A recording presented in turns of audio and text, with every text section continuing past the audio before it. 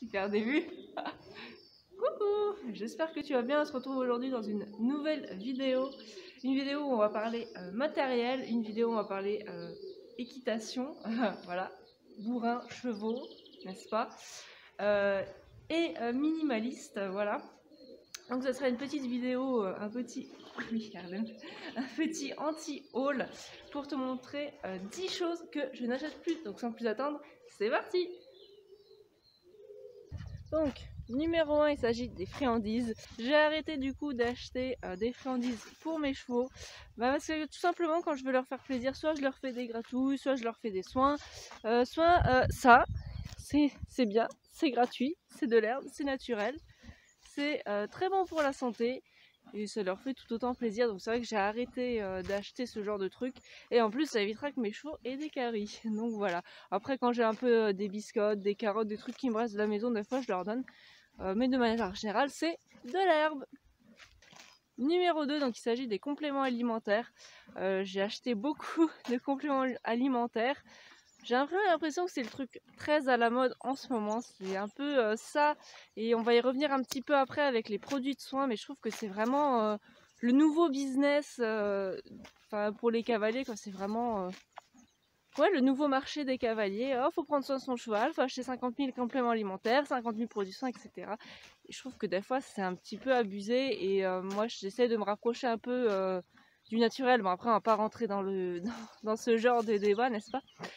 Mais j'essaye de me rapprocher du naturel, donc pour moi ils ont des granulés classiques, de l'orge, et ça doit représenter peut-être même pas un quart de la ration en fait. Là c'est mieux pour la lumière, voilà. Et du coup ils sont principalement à l'herbe et au foin, et j'ai un petit peu de granulés. Mais j'ai arrêté de donner des compléments alimentaires parce que très souvent j'en achète, soit je finis pas le pot et ça m'encombre et c'est une catastrophe, ça m'énerve, soit ben, ils aiment pas ça. J'ai eu le cas sur la biotine, j'ai eu le cas sur la levure de bière, ouais c'est bien, et certains produits j'ai vu une différence assez limitée on va dire, donc je me suis dit bah, c'est peut-être pas la peine de mettre de l'argent là-dedans, donc je fais plus attention à leur alimentation en elle-même, à leur travail, à les soins, etc. Et ce qui me fait que j'évite de donner des compléments alimentaires. Enfin, j'essaie de garder une alimentation équilibrée. Je pense que c'est comme pour nous. Normalement, si tu as une alimentation équilibrée, tu n'as pas besoin des petites pilules, tu sais, là. Les petites pilules de compléments. Donc je pense que pour eux, c'est pareil. Numéro 3, donc on en a parlé un petit peu, il s'agit des produits de soins. J'ai arrêté d'acheter des produits de soins tout simplement parce que je trouve qu'on en a toujours trop. Il y a beaucoup de choses qui ne servent à rien. Enfin déjà typiquement tout ce qui est démêlant, je n'en ai jamais acheté parce que je trouve que ça sert tellement à rien. Enfin je sais pas, tu prends ta brosse, de l'huile de coude et on y va, on va démêler tout ça. Je vois pas l'intérêt d'avoir un démêlant. Bon après il y en a qui ont des crinières particulières qui fait qu'ils n'ont pas envie d'arracher tous les crins, bon je peux comprendre. Après je contredis pas non plus les chevaux, enfin les gens qui ont des chevaux qui ont des problèmes particuliers. J'ai parlé des compléments alimentaires mais je donne quand même de la biotine parce qu'il y en a un besoin vu sa qualité de pied. Voilà, et sur conseil de mon maréchal. Mais les produits de soins c'est pareil, il a le minimum, c'est-à-dire les produits, et encore non même pas, il a les produits pour les pieds. Et je vais revenir dessus après, donc c'est pour ça que je ne vais pas m'étendre là-dessus. Il a les produits de pied, enfin ils ont, parce qu'il y a du coup un petit peu le petit vieux, ils ont des produits pour les pieds, des produits pour les mouches que je fais moi-même avec des huiles essentielles, ça me coûte 10 fois moins cher et c'est beaucoup plus efficace. Donc voilà. Pourquoi payer plus cher quand on peut faire soi-même et c'est encore plus efficace? Et ils ont les produits pharmaceutiques, c'est-à-dire démêlants et bombalus. Et j'estime que ça suffit, il n'y a pas besoin d'autre chose. J'ai pas de démêlant, de shampoing, enfin tu sais, la crème pour les bobos, la Cream Care Protect, elle est épaisse, elle est difficile à étaler et franchement le résultat, moi je l'ai jamais vraiment vu. Et puis moi quand j'ai un bobo, je me mets pas une crème dessus pour que ça cicatrise plus vite. Donc je vois pas pourquoi je leur ferais sur eux, ils se portent très bien, donc tant mieux pour eux. Et ah oui si, j'ai les produits pour la récupération, c'est-à-dire de l'argile, du tendon gel, le truc de base. Voilà. Numéro 4, donc il s'agit de la graisse à pied, donc c'est pour ça que j'avais dit que je parlerais pas, et là je vais finir dans les orties. Pousse-toi. C'est pour ça que j'avais dit que je parlerais pas de la graisse à pied, parce qu'on va en parler maintenant.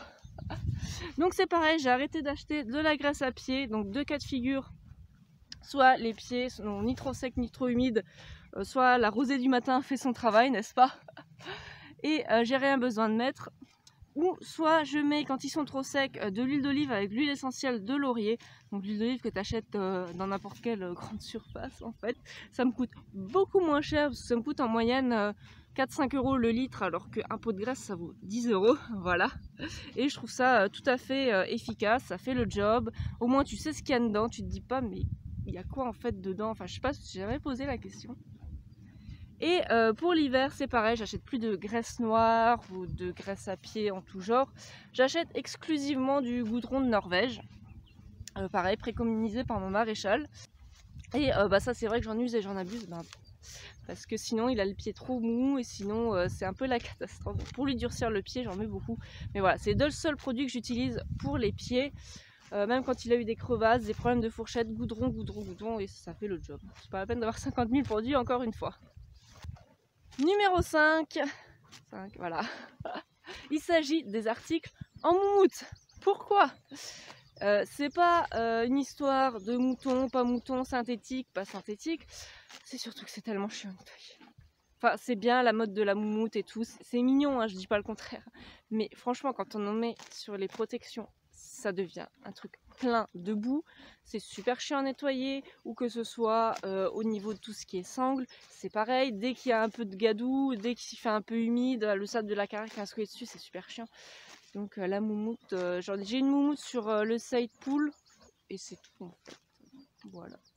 Non, plus de moumoute. Et puis oui, accessoirement, le licol full moumoute, c'est pas mon délire. Trop de moumoute, tue la moumoute. Numéro 6, j'ai qu'une main donc je me débrouille. Ce sont les masques anti-mouches. Pourquoi? Parce que je me suis ruinée avec ça.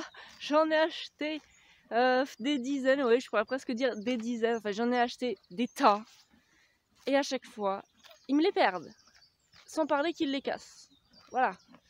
Donc, je me suis dit, si c'est pour acheter, parce que le dernier en date que j'ai acheté, j'en avais parlé dans mon dernier haul de l'année dernière, donc qui était un masque qui était pas mal, qui était en lycra, donc ça évite le scratch, le coup du cheval qui marche sur son scratch et qui s'arrache tout, ça évite le trop petit, trop grand, trop machin. Ça s'enfile, c'est génial, sauf que ça ne tient pas. À chaque fois, j'ai essayé sur les deux. À chaque fois, il me les enlève. Je sais même pas si le truc. Enfin, avec Zeb, c'est sûr qu'il fait pas 24 heures. Et avec Harlem, il dépasse pas les 48. Et encore, je me suis fait avoir une fois comme ça. Je me disais, tiens, c'est marrant, mon masque il tient vachement bien, c'est cool. Jusqu'au jour où la stagiaire des écuries où j'étais à l'époque m'a dit, non, mais en fait, je le remets tous les jours. Ah, ok. Donc, du coup, j'ai arrêté d'acheter ça parce que de toute façon, je le remets, ils le perdent. C'est pas la peine. Numéro 7. Donc après, le fly mask restons dans l'anti-mouche, un truc plus esthétique, avouons-le, le bonnet anti-mouche. Je t'avouerai que j'en ai beaucoup, ou beaucoup trop, hein, n'est-ce pas? Qu'il aime pas ça, hein. Non, tu fais chier avec ça, hein. Franchement c'est relou. Voilà. Et du coup j'ai arrêté d'en acheter. Pourquoi? Parce que je me suis mis au crochet et je me suis dit tant qu'à faire, je vais apprendre à les faire moi-même. Puis comme ça me fera une activité en plus. Je trouve ça assez sympa. Moi j'ai essayé, ça m'a bien plu. Donc je me suis dit je vais arrêter d'en acheter et si j'en veux un d'une couleur que j'ai pas ou autre excuse, hein, bah, je me le ferai moi-même. Voilà. Numéro 9. Restons dans les choses futiles avec les bandes de polo. Pourquoi? Donc les bandes de polo, pourquoi les bandes de polo? Parce que, alors déjà pour limiter la casse, j'en ai gardé une paire de chaque pour que ça fasse moins. Mais en vrai j'en ai trop, j'en mets jamais. J'en mets pas quand il pleut parce qu'elles sont sales, parce qu'elles s'imbibent d'eau. J'en mets pas quand il fait chaud parce que le cheval il a trop chaud sous les bandes. Et donc en fait, si t'enlèves tout ça, j'en mets rarement. Ah oui, et j'en mets pas souvent. Parce que ça peut nuire au tendon. Du coup le tendon il apprend plus à se soutenir tout seul. À force de trop le soutenir, il apprend plus à se soutenir tout seul.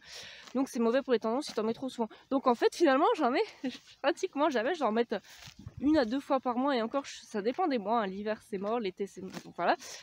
Donc du coup je me suis dit je vais arrêter d'acheter un truc que je mets pas. Et qu'en plus j'en ai 15 000 par pur esthétisme. Voilà, parce que c'est ma petite collection. Donc j'ai arrêté.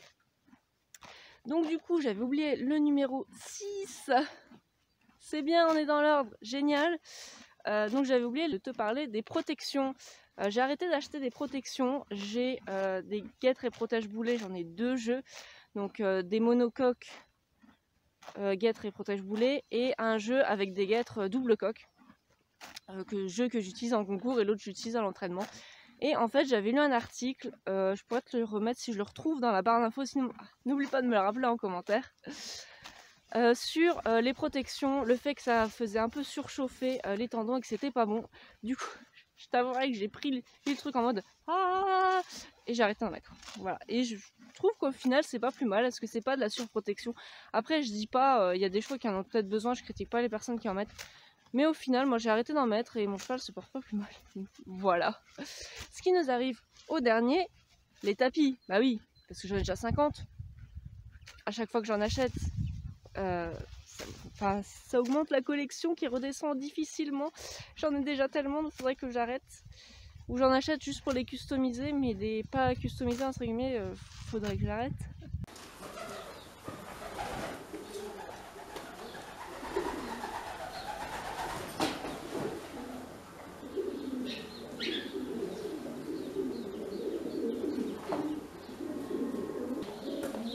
Ah salut, ça va? Ah oui, oui, ça va, avec toi. Il y a un problème? Qu'est-ce qui se passe là? Rien, rien. Rien, ouais. C'est quoi ça? Non, tu ne le reconnais pas. C'est un tapis, c'est tout. Hein. Non, c'est non, pas non. Non, t'as encore acheté un nouveau tapis? Sérieux, on avait dit stop, on avait dit qu'on en avait trop, hein? C'est vrai ou pas? Bah oui, c'est vrai, bah alors?